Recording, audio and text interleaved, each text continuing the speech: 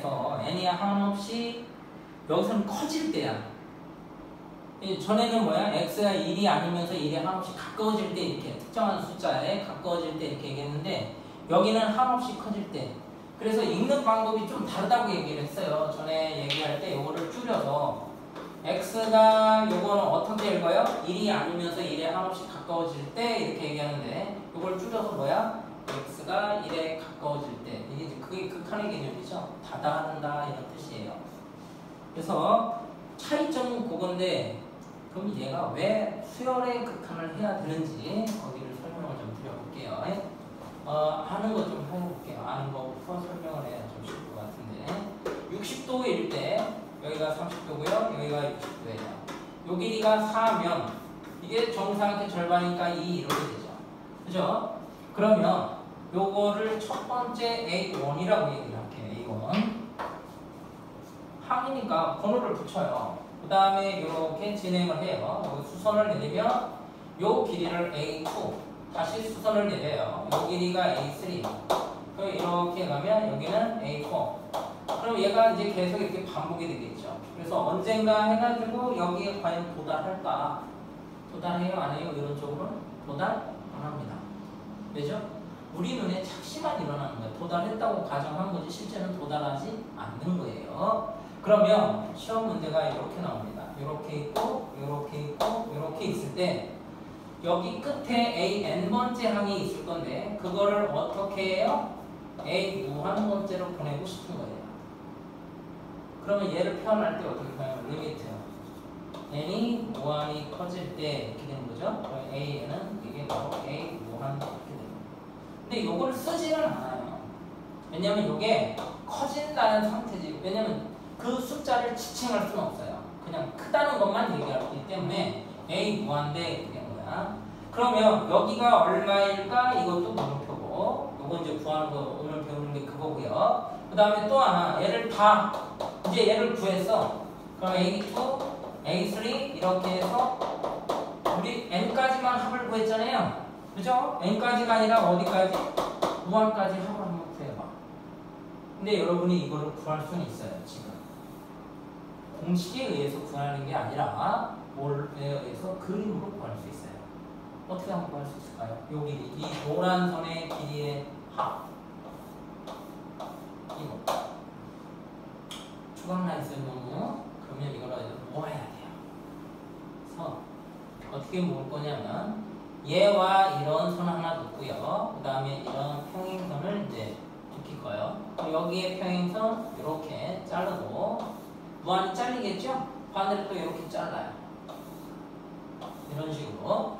자, 그럼 물어볼게요. 요 길이 하고 요 길이는 이거죠. 요 길이는 이거죠. 요 길이는 이거죠. 또 자꾸 늦질래? 그 다음에 이 길이는 이거예요. 요 길이는 이거예요. 그러면 이 길이의 합은 뭐와 같아요? 요 길이와 요 길이의 합과 같아요. 맞죠? 평행이니까 이게 90도예요. 그럼 요 길이는 얼마예요? 이거는 8이죠. 9배. 이게 60도니까. 그 다음 여기 몇 배? 루트 3배. 4, 3. 따라서 이 노란 선의 길이하고 끝까지 다 더하면 얼마나 나온다고? 8 더하기 4, 3 나오는 거야. 어? 아니 공식 몰라도 구했잖아. 그 다음에 여러분 궁금한 거 이런 것도 있어요. 세 번째 항이 이거예요. 네 번째 항이 이거예요. 그럼 우리가 n번째는 2분의 1의 n제곱이야. 그럼 이건 무한히 가면 어디로 가요? 0으로 가겠죠. 이거는 2의 n제곱분의 1 하면 이거 0입니다. 무한히 큰 것분의 1은. 그러면 여기에다가 이렇게 했어요. 얘 값 얼마예요? 이것도 여러분이 구할 수 있어요. 얼마일까요? 태영이 얼마? 너 수트 갖고 왔네. 무조건 갖고 라니까.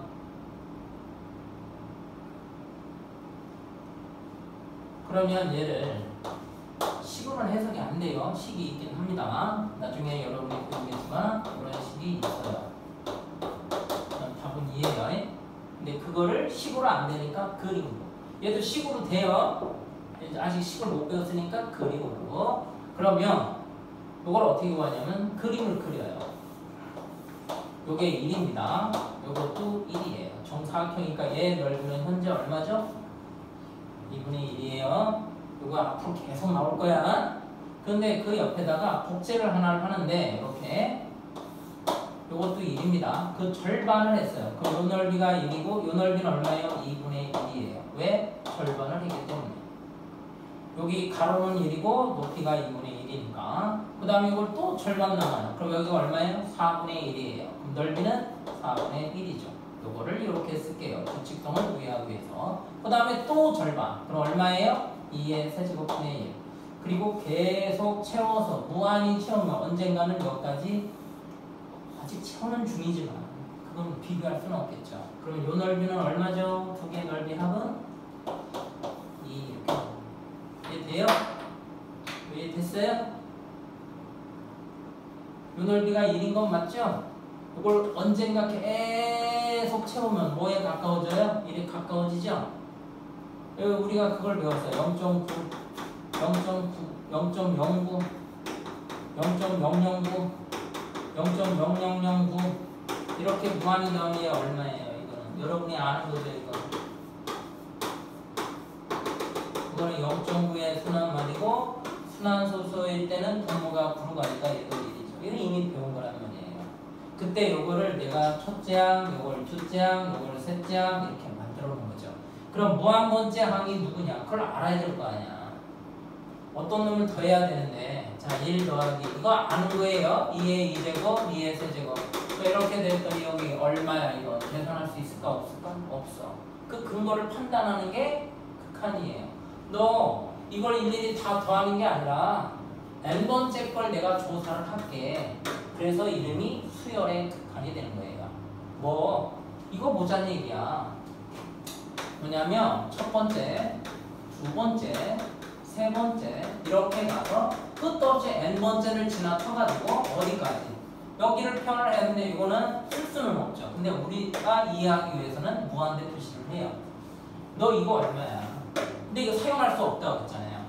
그러면 저거를 표현을 이렇게 하는 얘기예요. 리미트.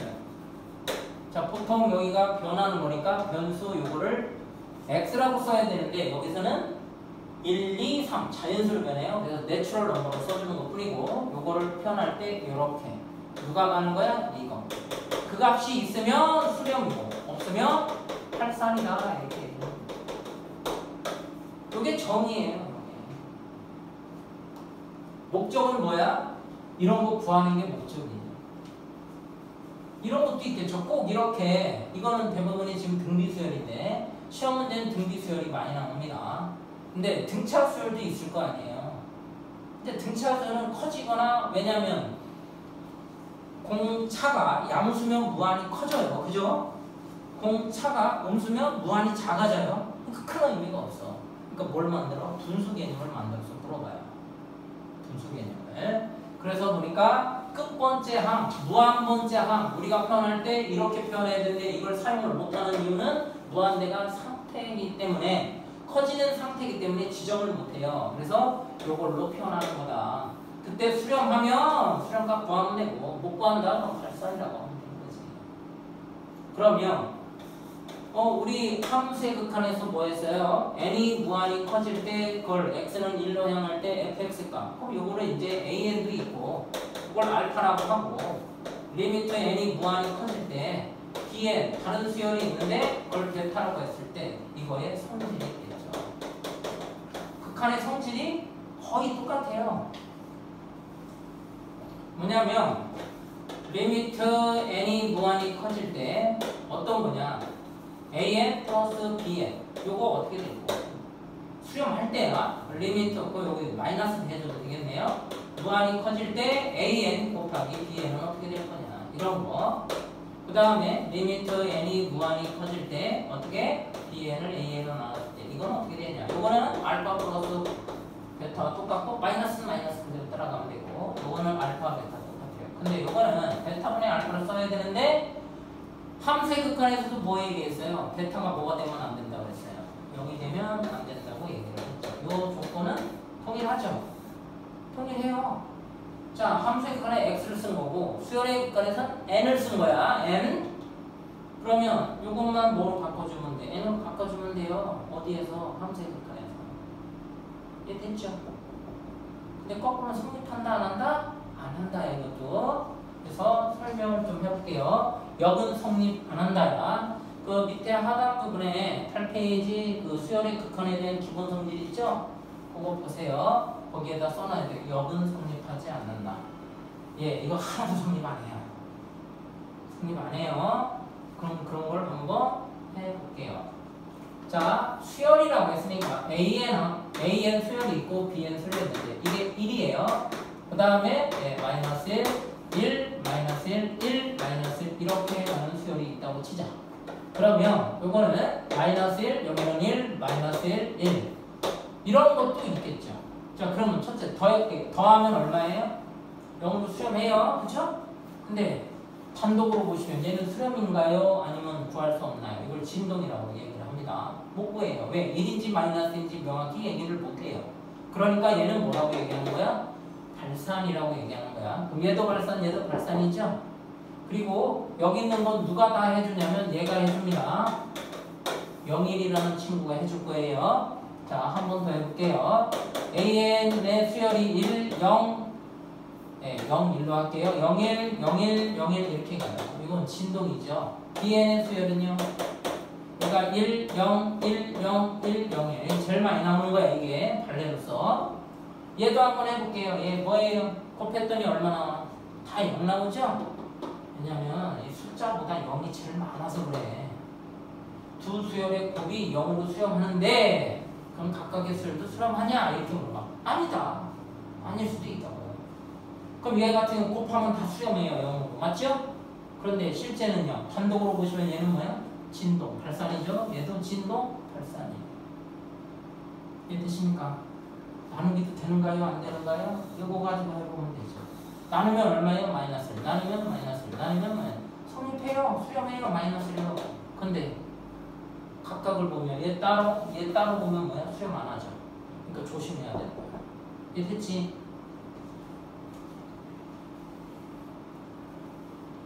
그러니까 함수의 극한은 뭘 보는 거라고 얘기했어요? 함수 값을 보는 거야. 얘는 수열은 끝부분에 있는 n번째 수열이 무한번째로 이동이 되면 그 값이 얼마냐.